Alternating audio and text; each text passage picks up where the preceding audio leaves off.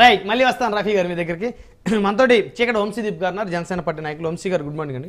Very good morning Brahmanaidu గారు. అదేవిధంగా మీకు, రఫీ గారికి, శేఖర్ రెడ్డి గారికి, అదేవిధంగా ప్రైమ్ లైన్ టీవీ వీక్షకులందరూ కూడా నా నమస్కారాలు సార్. సో ఏంటి వంశీ గారు, ప్రజలు నమ్మేది ఎవరిని? ఇప్పుడు మేనిఫెస్టోలు చూసాం, ఒకరికి మించి మేనిఫెస్టో ఇంకొకరు.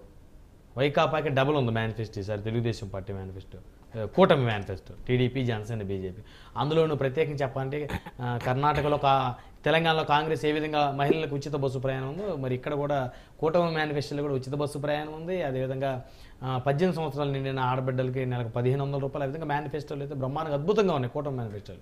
అయితే ఇట్లా నిజంగా అంటే వైసీపీ ఆరోపణ ఏంటంటే చంద్రబాబు నాయుడు గారు ఎప్పుడు కూడా మేనిఫెస్టోలు ఇచ్చినటువంటి హామీలు ఏవి కూడా పూర్తిస్థాయిగా ఆయన అమలు చేసే పరిస్థితి లేదు, ఆయన మాట మీద నిలబడరు అనేటువంటి ఆరోపణ పెద్ద ఎత్తున చేస్తుంది. ఇటు కూటమి కూడా పెద్ద ఎత్తున జగన్మోహన్ రెడ్డి గారి మీద ఆరోపణ. ఇప్పుడు మెగా డిఎస్కి సంబంధించి కానీ, లేకపోతే పోలవరం సంబంధించి కానీ, లేకపోతే ప్రత్యేక హోదాకు సంబంధించిన అంశాలు కానీ, ఇలా రకరకాలు. అందులో ఇప్పుడు మద్యపానం కానీ, మద్యపాన నిషేధించి ఒకటి అడుగుతున్నారు. సో ఇవన్నీ కూడా ఆరోపణ కూటమి చేస్తుంది. నిజంగా ఏ పార్టీ ప్రజల్లో విశ్వసించే పరిస్థితి ఉంది? ఎవరు మాట మీద నిలబడే నాయకుడిని చెప్పుకోవాలి? బ్రహ్మనాయుడు గారు, మనం గత అనుభవాల దృష్ట్యా గతంలో మనం చూసుకుంటే చంద్రబాబు నాయుడు గారికి ఒక విజను, ఎందుకంటే అభివృద్ధి మంత్రంగా చంద్రబాబు నాయుడు గారు పాలన కొనసాగిస్తారనేది తెలుగు రాష్ట్ర ప్రజలందరికీ కూడా తెలిసిన విషయమే.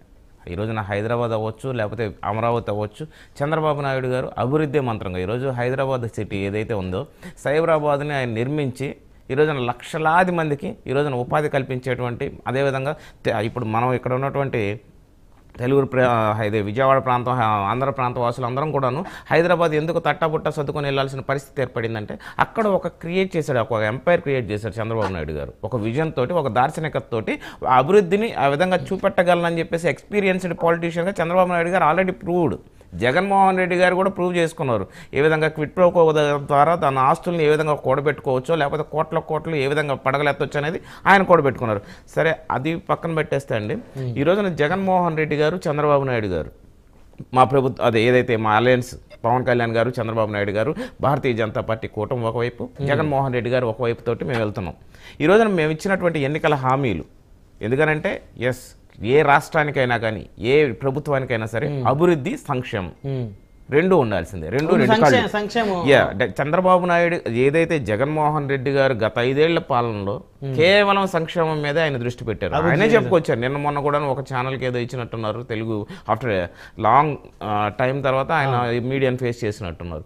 సో అక్కడ ఆయన ప్రస్ఫుటంగా ఆయన ఆన్సర్ చెప్పలేకపోతున్నారు. అడిగినటువంటి, అంటే ఆయనకి ఇచ్చినటువంటి డ్రాఫ్ట్ కూడా ఆయన పాపం క్లియర్గా చెప్పుకోలేనటువంటి పరిస్థితిలో ముఖ్యమంత్రి గారు నోరెళ్ళబెట్టేటువంటి పరిస్థితి. ఆయన ముఖంలో స్పష్టంగా ఓటమి ఛాయలు మనందరం కూడా, తెలుగు రాష్ట్ర ప్రజలందరం కూడా చూసాం అన్నమాట.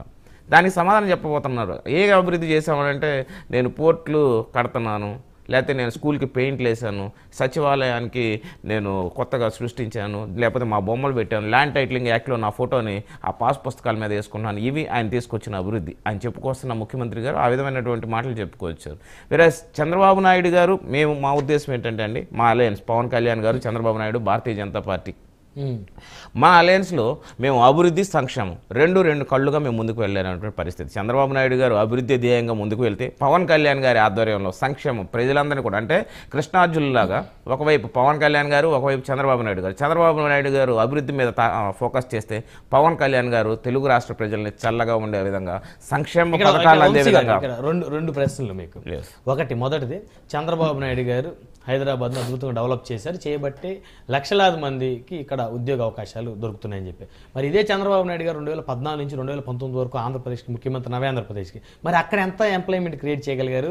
అక్కడ ఎంత అభివృద్ధి, మరి హైదరాబాద్లో సృష్టించినటువంటి సంపద కానీ, అభివృద్ధి కానీ, మరి ఇక్కడ 9 సంవత్సరాలే ఉంది, మరి అక్కడ 5 సంవత్సరాలు, కనీసం 50% అయినా అక్కడ క్రియేట్ చేసి ఉండాలి. ఖచ్చితంగా సార్. ఇప్పుడు 2014 నుంచి కొత్తగా ఏర్పడిన రాష్ట్రం ఏదైతే ఉందో అప్పటికప్పుడు, ఎందుకంటే మనం తెలుగు రాష్ట్రం, ఇప్పుడు మద్రాసు నుంచి మన రాష్ట్ర విభజన తర్వాత ఏదైతే ఇక్కడ హైదరాబాద్ కేంద్రంగా కర్నూలు నుండి ఇక్కడికి వచ్చిన తర్వాత హైదరాబాద్ ప్రాంతాన్ని మనకి రాష్ట్ర రాజధానిగా ఉన్నప్పుడు ఉమ్మడి రాష్ట్రానికి అందరం కూడాను, చంద్రబాబు నాయుడు గారు ఎక్కువ సంవత్సరాలు పాలించిన ఒక ముఖ్యమంత్రిగా చంద్రబాబు నాయుడు గారు ఇక్కడ హైదరాబాద్ని పూర్తి స్థాయిలో అభివృద్ధి చెందించడం జరిగింది. అదేవిధంగా ఇక్కడ ఒక ఎంపైర్ క్రియేట్ చేయడం జరిగింది. ఈ రోజున కొత్తగా విభజిత రాష్ట్రం ఏదైతే ఉందో కొత్తగా ఏర్పడిన మన రాష్ట్రానికి ఆ రోజున ఉన్నటువంటి పరిస్థితుల్లో చంద్రబాబు నాయుడు గారు అభివృద్ధి అదే ఎక్స్పీరియన్స్డ్ పాలిటీషియన్గా ఈయనకి ముఖ్యమంత్రిగా ఆయన ఒక్కడే అర్హుడు అనే ఉద్దేశంతో ఆ రోజున జనసేన పార్టీ పవన్ కళ్యాణ్ గారు కూడా మేము కొత్తగా ఉద్భవించిన పార్టీ ఆ క్షణంలో మేము కూడాను చంద్రబాబు నాయుడు గారికి మద్దతు తెలియజేయడం జరిగింది. ఖచ్చితంగా ఆ ఉన్నటువంటి పరిస్థితుల్లో 2014లో చంద్రబాబు నాయుడు గారు ముఖ్యమంత్రి అవ్వడం జరిగింది. అదేవిధంగా అమరావతి కేంద్రంగా రాష్ట్ర రాజధాని నిర్మాణం అక్కడ చేయించడం జరిగింది. చంద్రబాబు నాయుడు గారు కాకపోతే అప్పటికప్పుడు ఎడారిలా ఉన్నటువంటి ప్రాంతంలో ఇక్కడ ఉన్నటువంటి హైటెక్ సిటీ ఎక్కడ సైబర్ టవర్స్ ఎక్కడి నుంచి వచ్చినాయండి? ఇప్పుడు మనం చెప్పుకునే హైటెక్ సిటీ ఎక్కడి నుంచి వచ్చిందండి? జగన్మోహన్ రెడ్డి గారు కబ్జాలు చేసినటువంటి లేకపోతే జగన్మోహన్ రెడ్డి గారు లేకపోతే వారి మంత్రి మండలిలో ఉన్నటువంటి పెద్ద పెద్ద నాయకులు ఇక్కడ ఆక్రమించిన కబ్జాలు భూ కబ్జాలు ఇవన్నీ కూడాను కోకాపేట లేకపోతే మాదాపూర్ కొండాపూర్ హైటెక్ సిటీ పరిసర ప్రాంతాలే కదండి. వారి ఆస్తులన్నీ కూడా కూడబెట్టుకున్నది. మరి అటువంటి అదేవిధంగా అమరావతి కేంద్రంగా ఈరోజు పవన్ కళ్యాణ్ గారు చంద్రబాబు నాయుడు గారు 2014 ఎన్నికల్లో అక్కడ వారు అధికారంలోకి వచ్చిన మా కూటమి ఇక్కడ అసెంబ్లీ ఎవరు నిర్మించారండి? సెక్రటేరియట్ ఎవరు నిర్మించారండి? లేకపోతే హైకోర్టు ఎవరు నిర్మించారండి? అక్కడ ఉన్నటువంటి దానిని కూడా తాకట్టు పెట్టుకొని ఈ రోజున జగన్మోహన్ రెడ్డి గారు మేము కట్టించిన ఆ రోజున ఉన్న పరిస్థితుల్లో ఏదైతే మా కూటమి నిర్మించిన భవనాలను కూడా తాకట్టు పెట్టుకొని అంత దిగజారినటువంటి ప్రభుత్వంలో ఉన్నావు. మీరు ఈ రోజున ఉన్నటువంటి పరిస్థితుల్లో ఏదైతే జగన్మోహన్ రెడ్డి గారు చెప్తున్నారో పథకాలని నీ మేనిఫెస్టోలో నువ్వు 2019 ఎన్నికల్లో నువ్వు ఇచ్చిన మేనిఫెస్టో కంప్లీట్లీ అటర్లీ ఫెయిల్యూర్డ్. ఎందుకంటే జగన్మోహన్ రెడ్డి గారు ఇచ్చిన ఎన్నికల హామీలో 99% ఫెయిల్ అయ్యాడు. 1% ఏదన్నా 1-2% ఖచ్చితంగా సార్ వారు ఇచ్చిన మేజర్ హామీలో నేను అధికారంలోకి వచ్చిన వారంలో సిపిఎస్ రద్దు అన్నాడు. ఫస్ట్ ఎన్నికల హామీలో అతను ఇచ్చినటువంటి ఎన్నికల హామీలో ప్రభుత్వ ఉద్యోగులకు నేను చెప్పాడు వారం రోజుల్లో నేను సిపిఎస్ రద్దు చేస్తా అన్నాడు. ఆయన మరి ప్రభుత్వ ఉద్యోగులకి ఏ విధమైన సమాధానం చెప్తాడు సార్? ఈ రోజున గవర్నమెంట్ ఎంప్లాయీస్ నిన్న జరిగింది పోస్టల్ బ్యాలెట్లో చూసుకుందాం మనం. ఉద్యోగస్తులందరూ కూడాను ఏకబిగిన ఒకవైపుకి అంటే వారందరూ కూడా జగన్మోహన్ రెడ్డి గారి మీద ఉన్నటువంటి వ్యతిరేకత నేను గ్రౌండ్లోకి వెళ్ళి ఇప్పుడు ఉన్నటువంటి పరిస్థితుల్లో ఎన్నికల సమయం కాబట్టి మేము గ్రౌండ్లో తిరుగుతూ ఉంటాం.